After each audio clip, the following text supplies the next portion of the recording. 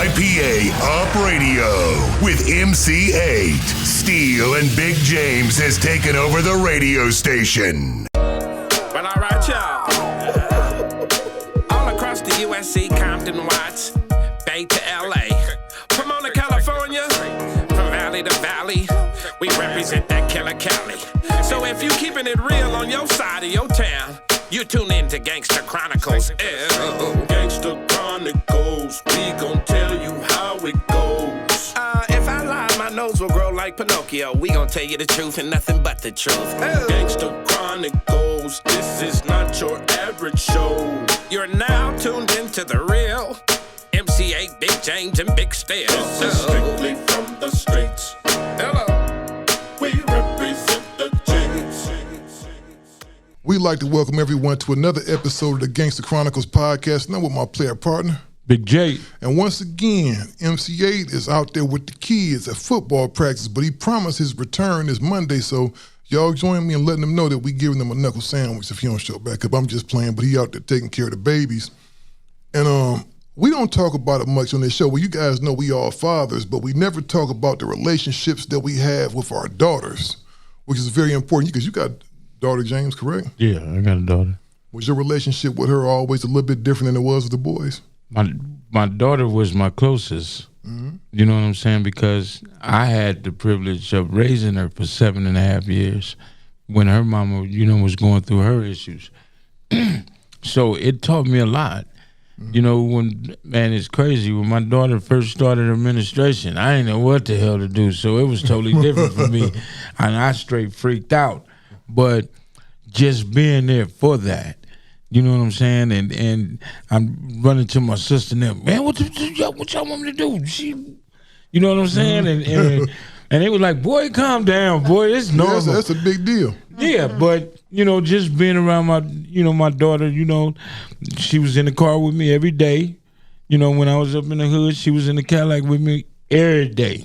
While her mama went to work, and when her mama went off and did her thing, she was with me every day. Yeah, daughter's a real special. Same thing with mine. I guess from the ages of like 1 through 6, I wanted to do everything with her. When she first went to school, I'd even drive her and drop her off. I would walk with her up there, hold her hand, right, hold her, wait till the class started. It's like I didn't want to let her go. And the reason I'm mentioning our relationships with our daughters, and MC8 has daughters as well, is we're here with Miss April Ritchie. She's the author of the book, Teach Them Their Worth. A father is his daughter's first love. How you doing, April? I'm fine. Well, I'm happy to be here. For sure. Now, we've been talking a little bit off camera, off the show and everything, and when you wrote this book, the thing that touched me with it is that you said that dad is his daughter's first love. Exactly. And that goes, and I started thinking about the dynamic between fathers and daughters. It's usually, however, the daddy is, that's the type of man that the daughter winds up hooking up with, right? In some ways, yeah. Some ways. Well, like, for instance, it's not so much as because you're never going to find a man like your father. Never. It's impossible. I've been told that you're looking for a man like your father. No, I'm not looking. I'll never find one exactly like my father. But those qualities is what we're looking for. Those qualities that our father have is what, if you have a good father, a loving and caring father, all the qualities that he has are the qualities that you're going to look for in a relationship. Yeah, exactly. And that's the thing, and I thought about the reversal of that too. Because you have women that have issues, like, the sisters that may be out there doing their thing, selling their bodies, the ones that may run into drug addiction or either enter into abusive relationships too. So it kind of works both ways. Would you say so? Yes, I would. I agree. What you mean, blaming it on the father, saying it's the father's fault that she's out there like that? It's not. It's not all the way his fault because people make choices, but he's a big part. He could be a big part of the reason. What happens when you have a father that does everything, and then the father breaks off the relationship with mama, and now the baby becomes a pawn? You can't see your baby. If you don't this and that, if you don't this, the child support shit. Come on, man. It's some fathers can't be fathers because you have too many mothers out there that's worried about something else. Exactly. Yeah. And a lot of those women, they have something's wrong. That they probably didn't have a father. Right. So because they don't understand. Otherwise, they would understand the dynamics that James is talking about. It wouldn't be that way. They would understand how important it is for him to be in his daughter's life, or whoever it is. They would understand that it's important. You can't use a child as a pawn. You know, it's not going to get you anywhere. Ultimately, it's just hurting the child. No, you can't. But, you know, you have those girls, and we all knew them girls in high school that was, like, known for kind of being kind of promiscuous. A lot of those girls that I knew that was like that had issues with their father, or either had abandonment issues. Their fathers wasn't at home with them. Their fathers was locked up and stuff like that. So I think ultimately a lot of women may find themselves trying to replace that father figure. And they do. You are absolutely right, Norm. A lot of women, especially those that are promiscuous, a lot of the reasons why is because they're trying to understand. They don't know. They didn't have nobody to model what a man was, so they had to try to create that man in their own head and figure out, okay, is this what a man is supposed to be? Even controlling men. Some women think that controlling means he loves me. You know, they think that. I've been told that before by women, that, well, he loves me. You know, I thought that that's what a man was supposed to do. You know, I'm supposed to do these things. I'm supposed to do whatever he says. But a lot of them have told me that the reason why they dealt with certain situations is because they had to figure out what a man was. They didn't have a father at home to teach them that. So, you know, fathers get the bad end of the stick here because, you know, and let's just say father ain't there. Okay. What's the strength of a black woman though?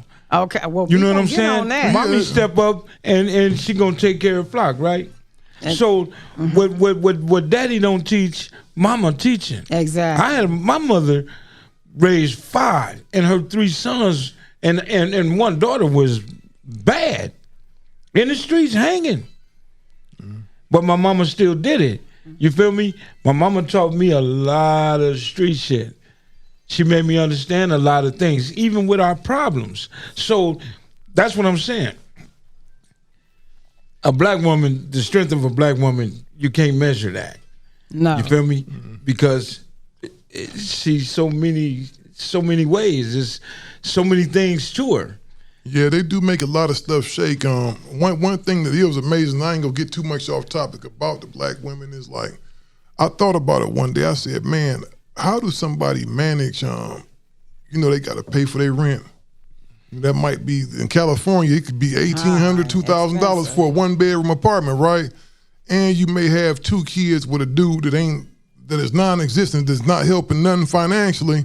Exactly. They got to get took care of. They need food, clothing, and shelter. And you wonder sometimes, and they may be working a couple of jobs and taking care of the kids on top of that. And usually it's a grandma somewhere in the cut helping out. So then you got another black woman in the background that's, exactly. you know, helping to make stuff possible. But, you know, we're not talking about those type of situations. We're talking about the situations to where, because sometimes a father can't. All that leads to it, though, Norm. Everything we talking about leads to this book. Because in some of the situations, we can't be fathers because of the mother. You know what I'm saying? True. And being a parent today is totally different from 40 years ago, 50 years ago. Mm-hmm. You know, and I can speak for myself. Being a father, and I'm in the streets, I gave the streets more time than I did, you know, your daughter, with my son. Your son. With my first kid. Okay. And then when my second one came, okay, I'm going to slow down a little bit. The third one came, okay, I'm going to cut the Jerry curl, I'm going to move, and I'm going to try to do this. But, no, serious talk. You know, I'm speaking from experience. Okay. Being a father, I gave everything I had. I gave my last. Mm-hmm. I went out there, robbed and steal to get what they didn't have. Mm-hmm. And then at the end of the day, when your kids grow up, I thought I taught my daughter everything. I thought she was going to be the coldest book that walked around. You know what I'm saying? Because I always told my daughter, you don't want no man like your daddy. You don't want no man like your uncles. This is it right here. You see how your daddy and your uncles is? You turn your head and run. You feel me? So, you know, thinking that she understand, when I released her, when I let her go back to her mother, after the time I had with her and spent with her, she got pregnant and I didn't even know it. I'm like, damn, where did I go wrong on that one? But she just wanted to be what her daddy was, what her mama was. And her daddy was her first love. And she just went gangster. My daughter would fight boys. She wouldn't fight girls. You know what I'm saying? Mm-hmm. So it hurt me to lose my daughter to the system, the same system I went through. You feel me? So I didn't know how to relate to that. I right now today, I can't talk to you on no phone. And these people saying, you are talking to an inmate in the correctional. Fuck that. I wanted more for my daughter. Mm-hmm. But she fell victim to the streets just like I did. So you always tell me too, you feel like if your daughter would have stayed in your company, stayed with you, that she would have been, everything would have been cool. I'd have had her planted. But what you need, but it's never too late. You can still do it now. No, when she come home, like I said, when she come home and get out of prison, I went to prison one time and I realized it wasn't for me. So it's damn sure not gonna be a career for her. No. You know what I'm saying? I got her. I'm not dealing with this jail shit. I'm not gonna pamper you because you knew better. Mm-hmm. And just like when I went to prison, I didn't have my mama and daddy. You know what I'm saying? I had my son, mother. And thank God for her, I was good. I was comfortable in prison. I had my Levi's and my tennis shoes and my packages. You know what I'm saying? And long as her mama doing that, I'm cool. So I'm just waiting on her date so maybe I can come back in her life and be her father. At 28 years old, 29 years old, I'm still your daddy. Yeah, because she's young enough to where she still got time to turn around. And I still got her. It's never too late. Never. Yeah, so, she was 50. I mean, this right here is a lot. This is where I mean, this is a topic that touched me because my daughter not here. You know what I'm saying? With me physically. Mm-hmm. You know what I'm saying? And when she come home, I don't know how I'm acting. Am I going to act like a kid in a chocolate factory? Am I going to be happy that she home? No, I want to see how my daughter grew, or if her situation made her grow. You know what I'm saying? But I can only be her father. You know what I'm saying? You have to start from today. So, forget about yesterday. What happened yesterday, it starts when she comes home. Yeah, now with all that being said, you don't heard these two men's perspectives on everything. What was your inspiration to write this book? Okay, well, recently I lost my father in October. I lost my father. He was my hero. And I had been writing many books. I've always been wanted to be a writer. I wanted to write books, screenplays, and I'd started like maybe 4. But when he passed away, I just had this desire to tell my story, to help other daughters and other fathers understand the importance. Because like I told Norm and James earlier, we don't hear that. We always hear about mothers. Now, this is not to bash mothers at all. We're talking about fathers today.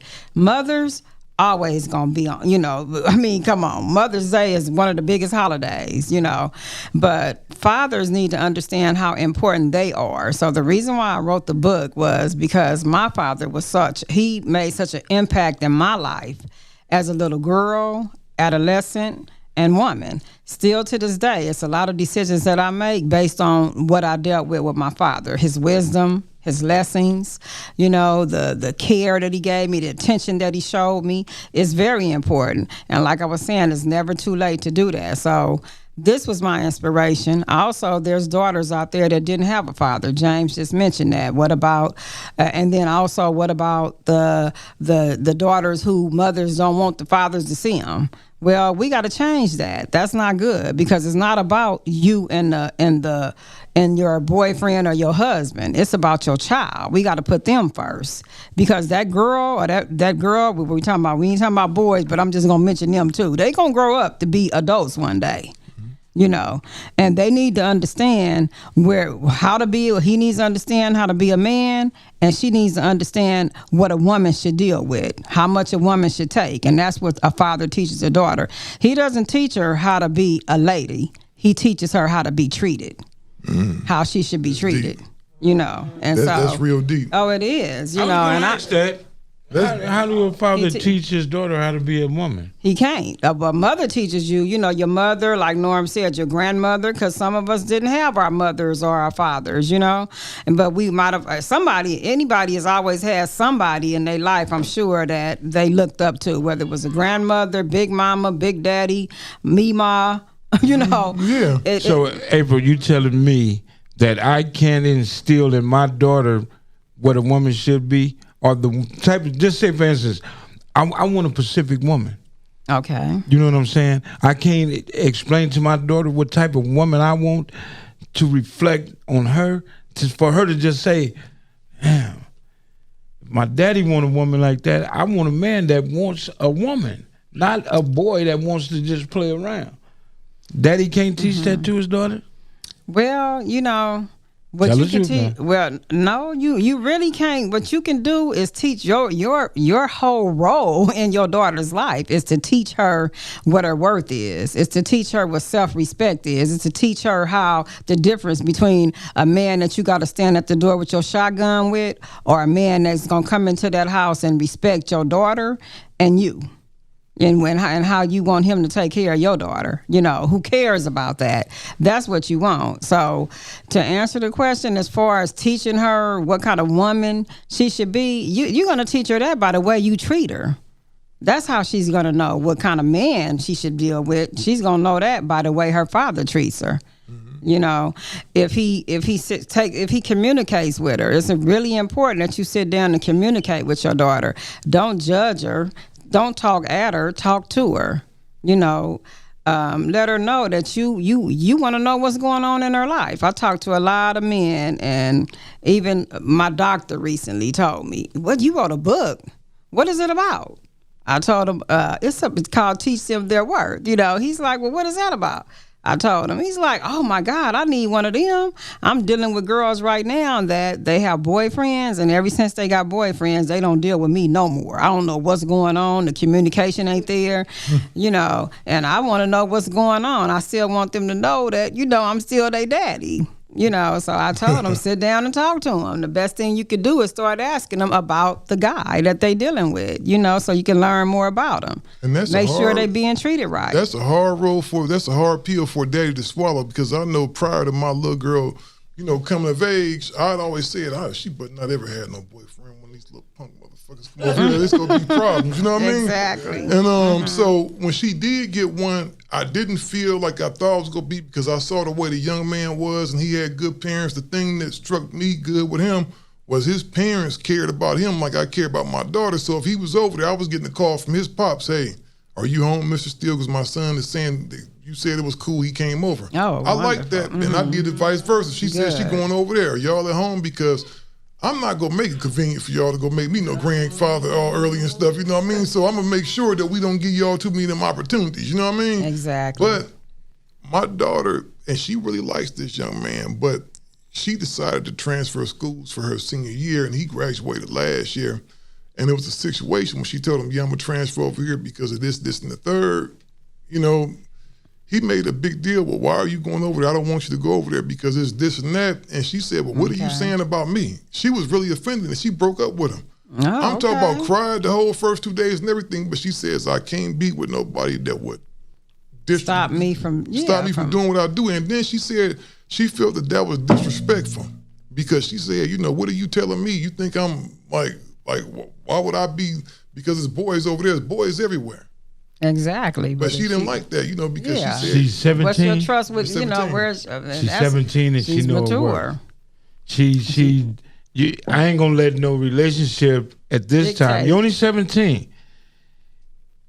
Tell me that I shouldn't get an education and I shouldn't go where I think is best for me to get my education. So, boy, go about your business. Let me handle my business. And that's exactly think about a relationship later. And you know, I'm Mr. Ear Hustle, right? At night, because you can hear everything, you know, because she wasn't talking to him. Then, you know, I hear the finally she talked to him, and then she got him kind of on the speaker so I could hear everything he's saying. So I'm standing out the door. He's like, "Well, I'm just going to go to the Army because I love you so much. I don't know." And he said, "That's fine. If you do that and it's going to make you a better person, go do it. But don't do it for me. Do that for yourself."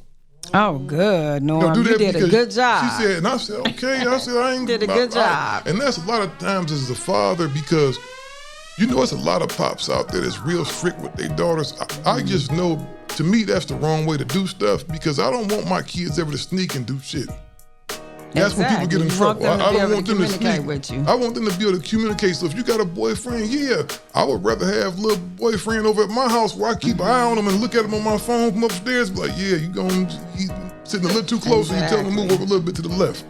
I would rather be able to see you and have you in my house and have you around. Sure, I'll take y'all to the movies and know where my daughter is at versus me telling her, no, you can't do that. It's like you don't know what your kid is capable of. Exactly. Finally get a chance to let the real one speak.